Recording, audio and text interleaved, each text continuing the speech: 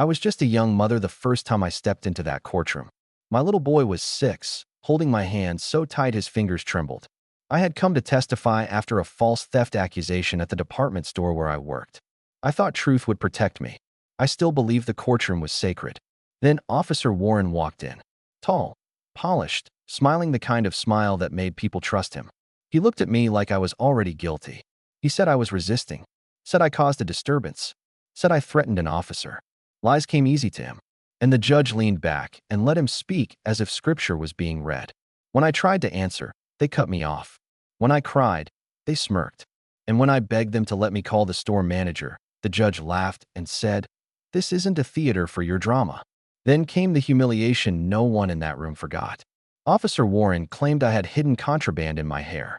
Right there in open court, in front of strangers, he took shears from an evidence clerk and hacked away at my braids while people watched.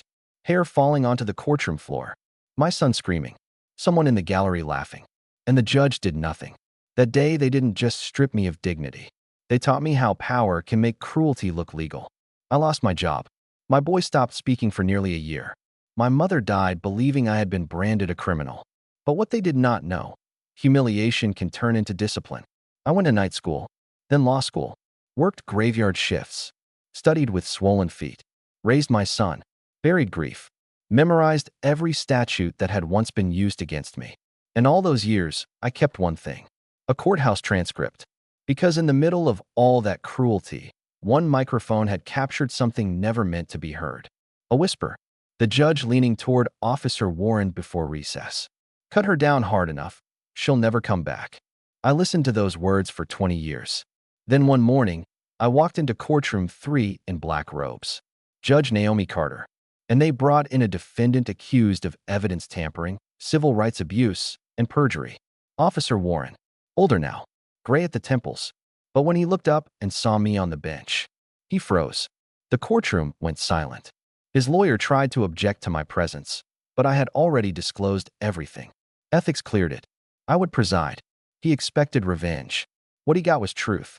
The prosecution called a retired court reporter who had kept the original backup tape.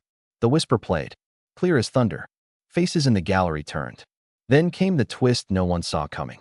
My son stood up as the final witness. Not 6 years old anymore. A federal investigator.